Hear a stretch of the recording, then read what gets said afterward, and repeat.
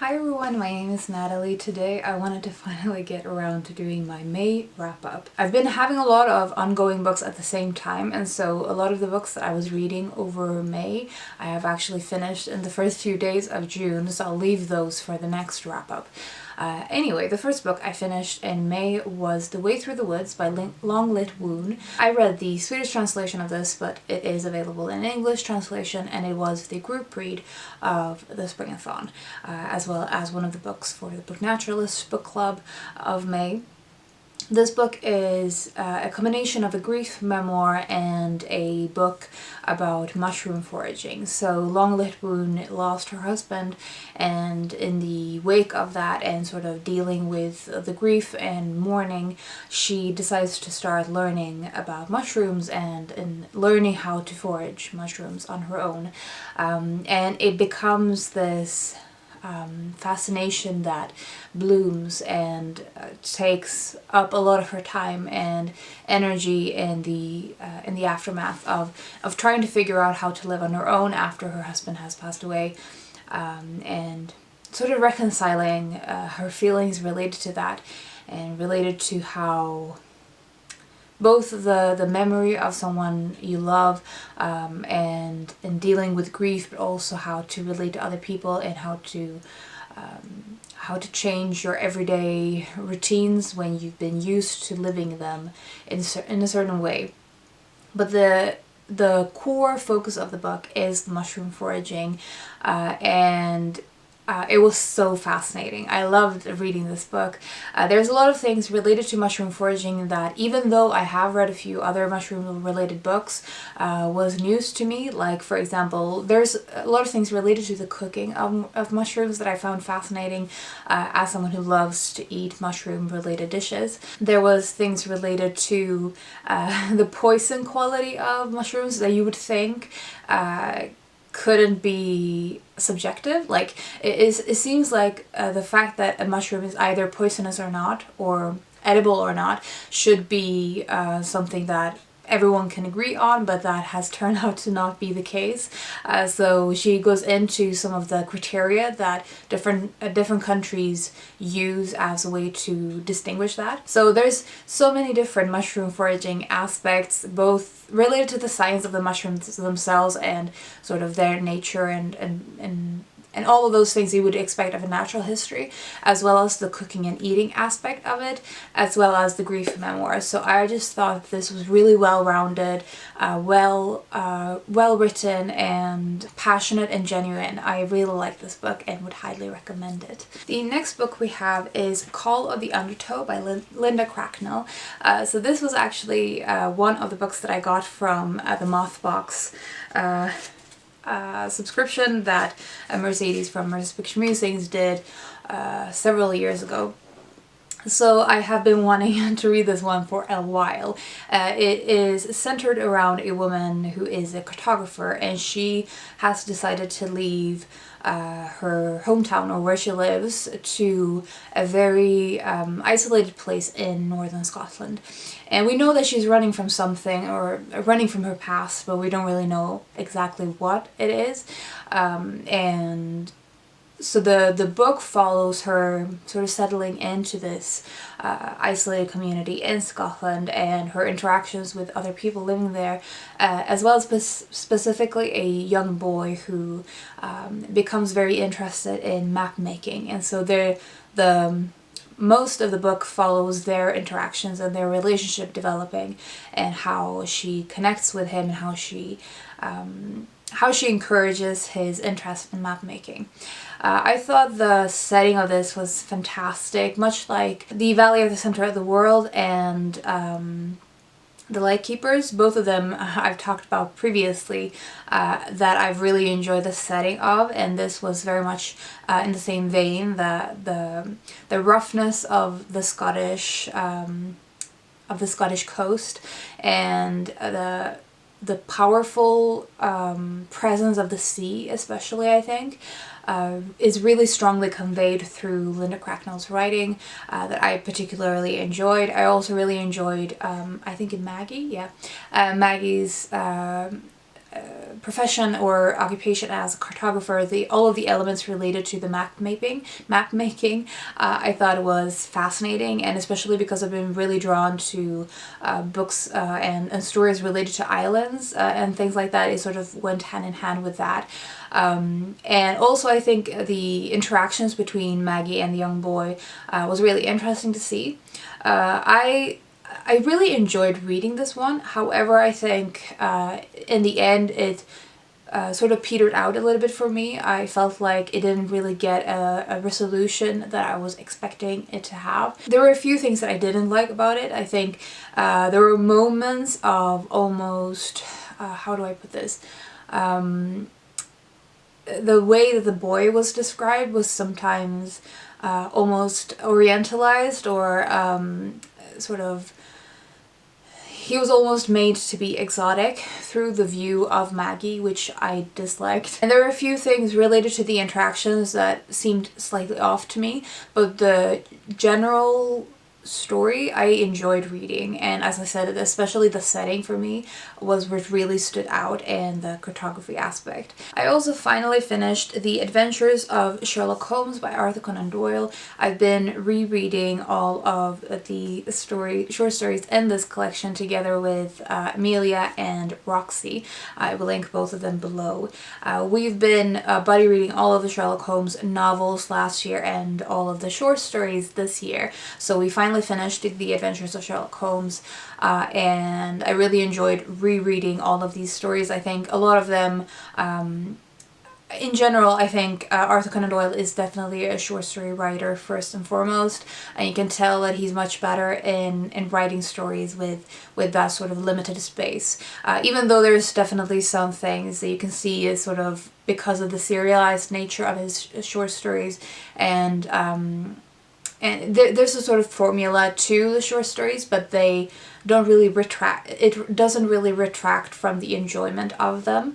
I really enjoyed reading them and in discussing them with my buddy readers, so we have now moved on to the memoirs of Sherlock Holmes, and we'll be working through that in the next few weeks. The next one I have is Written in Bone, Hidden Stories of What We Leave Behind by Sue Black.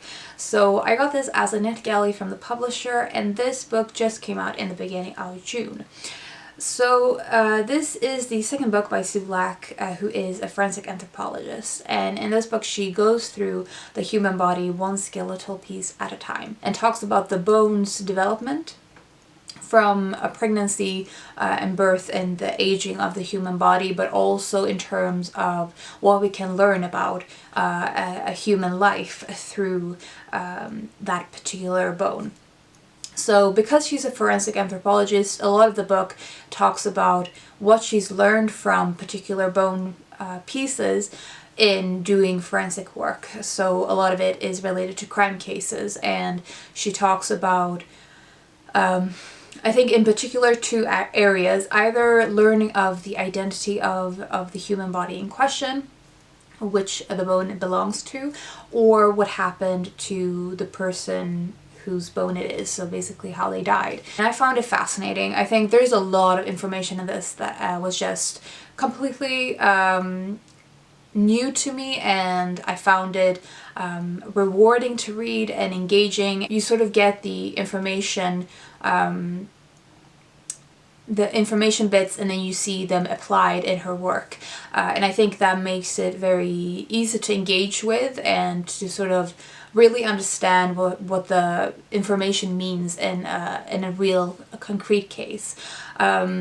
There was just a lot of interesting things in this book. I have written a full review of this, and I will link that in the description below if you want to know more. Then I finally finished The Enchanted Places by Christopher Milne, which I listened to as an audiobook narrated by Peter Dennis. This was a fantastic book for me. I think if you love A. Milne and if you love the Winnie the Pooh books, you will probably also enjoy this one.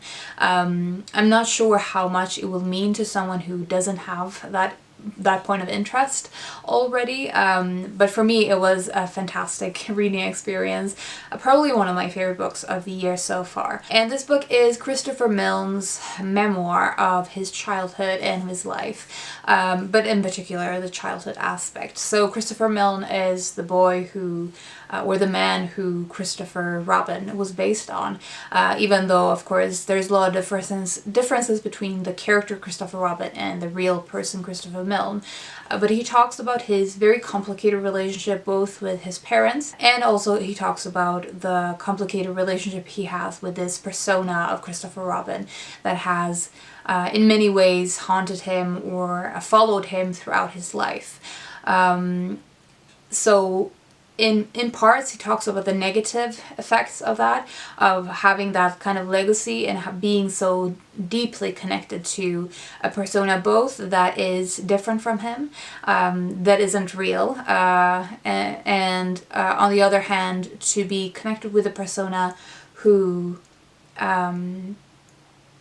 is eternally young. Sometimes I think he even touches on the feeling of being a disappointment from the people who expect certain things from the person of Christopher Robin, and how he couldn't live up to those because he was a real person. I found it to be very valuable to see that side of things, to see the way that these stories affected him, and not always in a good way. But he does also talk about his childhood in more direct ways, and he talks about A. Milne's writing life and his own writing life and his relationship with his dad in all of its various facets. You can tell that he loved his dad and was proud of him in many aspects, but also that he could sometimes feel burdened by what his dad had done in using him as inspiration for his writing. But also the fact that A. Milne himself had complicated feelings about his legacy of Winnie the Pooh, because he wrote a lot of other things, and he was tired of always being connected to these stories. So I think in a way you get also, aside from getting Christopher Milne's memoir, a childhood memoir, you also get a bit of A. Milne biography.